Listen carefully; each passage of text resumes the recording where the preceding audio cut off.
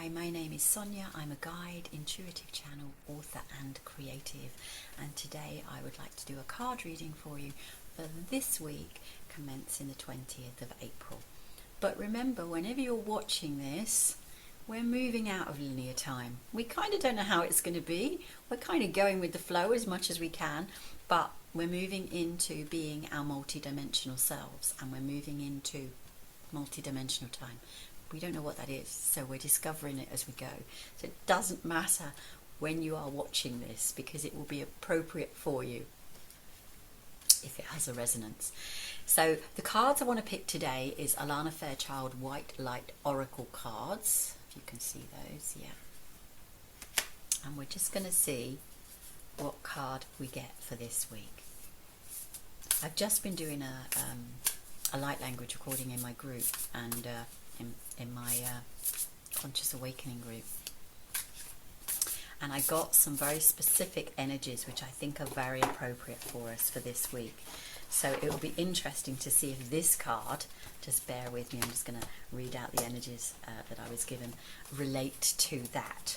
So the words that I was given to bring in with light language was flow state, fluidity, essence of evolving spring, and then we looked at the owl, the wise one, contemplative, and I'm reading this out here, awareness of self-expression. So let's see, I've had a little shuffle. I'm going to do what I did earlier with a different card pack, and I'm going to pick the 20th card, so you'll have to bear with me, because I don't think I can. Let's see, I might be able to multitask and talk at the same time, but that may not be. Let's see. See, I'm managing to carry on, and I've got to 10, so that's good. It just might take a little bit longer as I multitask with talking and counting at the same time, but not talking about what I'm actually counting, if that even makes sense. I don't know if it does. Anyway, we've reached number 20, so I was able to do that. I'm well impressed with myself. Sometimes I can multitask perfectly, and other times not. Now, see if I can pronounce this. It's card number 31, and it's called Shaktipat of Seahorse. And what I love about the seahorse is the energy. I've always loved seahorses. I actually have a friend who, I was going to say grows them, but she's not growing them, is she? She's what's it called? Breeding them, if you like. And she's one of only a few people I know that's been able to, what they say is breed them in captivity. I think that's the terminology. And I just love them. And sometimes she actually gives me some of the, I asked her for some of the water that they're in. She has to top it up. So I have made essences from the water that the seahorses are in. So they've got the essence of seahorse. So I love this. So see if I can pronounce it. What did I say? Shaktipat of Seahorse. Beautiful, huh? So, as you embrace your inner essence, you will be at peace with who you are, including your vulnerability, and no longer see the need to conform to social ideals, which have no true resonance for your heart. You are encouraged to trust your intuitive recognition of which environments and relationships harmonize well with you, supporting your spiritual growth and well-being on all levels. You have the innate capacity to manifest. Relax, and you shall attract all you need.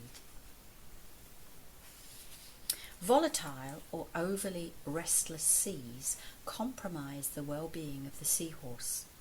And you see how that is a parallel with what's going on in the world. Volatile or overly restless energy. Such intensity drains their energy, forcing them to go against their natural, gentle way of being.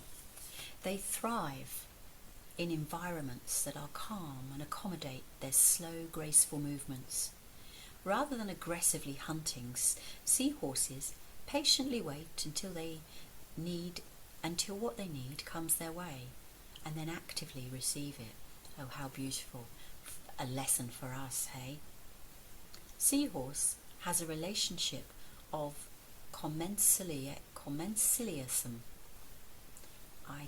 Don't even know if I could say that word.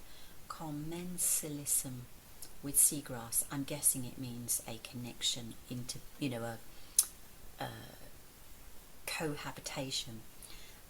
So with seagrass and coral. Oh, here we go. It just tells you what it is now. The word that I can't pronounce. Commensalism is the medicine of connection, protection and stabilization. In such a relationship, we receive what we need without being parasitic. We intelligently seek out sources that naturally support us, rather than attempting to manipulate someone or something to be other than what it is. In the case of the seahorse, as it hides from predators in the seagrass and steadies itself on coral, neither seagrass nor coral are harmed. The symbiotic relationship of seahorse and its helpful friends reflects the supportive nature of the relationship between soul and spirit. Spirit will provide whatever support the soul requires to thrive. In Greek myth, the seahorse is Hippocampus, which translates as sea horse of the sea, known both as steeds of the gods and as benevolent creatures who prevented sailors from drowning or becoming lost at sea. Seahorses are a symbol of protection. They are about outmaneuvering negative forces and bringing grace and peace. Seahorse is our guardian when we are going through challenging times, especially on an emotional level. And just to say here, when there is so much turmoil in the world, we may not have turmoil in our lives, although a lot of us do at the moment, across all different things, but we will still be affected by it, whether we're aware of it or not, and whether we are consuming any media, the news, the TV, social media, or not. We will still be affected because we're part of the whole, like the seahorse, when there are turbulent seas, is affected by the turbulent seas, even though within them there's nothing turbulent going on. Shaktipat is a transmission of grace. It is an enlightening gift of energy that enables mastery. Shaktipat of seahorse empowers us to instinctively seek environments that are conducive to our well-being, rather than damaging ourselves by trying to adapt to external situations or societal values. It teaches that we are enough, and we have the innate spiritual magnetism to attract what we need in our lives. We gravitate away from falsehood and toward authentic being. Named for its seahorse-like shape, the hippocampus is the neural centre of the human brain. It helps us navigate our way in the world and find where we can thrive and best avoid negative influences. Each seahorse has a unique coronet or crown on the top of its head, I guess a bit like our fingerprints. It is said that, like human fingerprints, I didn't know it was going to say that, that's so funny. It is said that, like human fingerprints, no two are completely alike. This oracle assures you that your path and what supports you will be unique. If you attempt to fit into social constructs or cliques that don't reflect your essence, you will weaken yourself and become more susceptible to negativity. You are encouraged to consider what is natural and best for you, to be honest and authentic, even in your vulnerability. It is only from that place that you can respond appropriately. When you are in your authenticity, much power and grace shall rally to support you. The world can seem unfriendly or unsupportive at times, but this oracle reassures you that as you honour who you are, you will naturally find friends and attract supportive assistance to obtain all you need to thrive. How beautiful is that? And it's so in alignment with what I got earlier, which was the flow state and fluidity and essence of evolving spring and awareness of self-expression, all very similar, so that's beautiful. Anyway, now we're going to do a little healing process if you wish. So find somewhere calm, undisturbed. I recommend that you are seated So you have a conscious awareness, and just inviting you to close your eyes. Take a moment to place your hand on your heart and imagine, feel and intend and desire to really connect to your true inner self.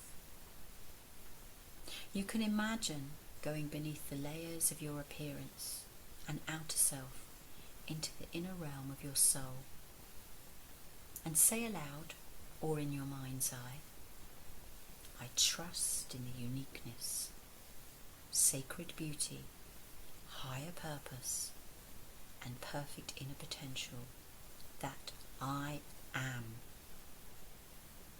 I surrender into the unconditionally loving acceptance that Spirit has for me, and heed the encouragement to be my true self. I do not need to adapt, compromise, or alter myself to be like anyone else. My true nature is divinely designed, and I seek to cast off ego concepts like tattered old clothes, standing peaceful, luminous and unshackled in my own true nature. From that place of truth, I feel connected to my heart. I can easily attract all I desire from this place of authenticity and integrity. May all beings know such peace, comfort, and love.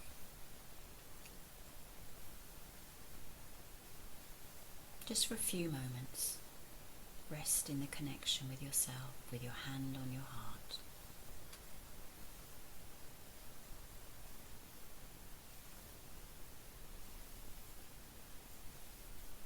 Then ground, and maybe drink some water. You have completed your healing process. Beautiful. So the energies are Shaktipat of Seahorse. Have a beautiful week. Thank you for watching.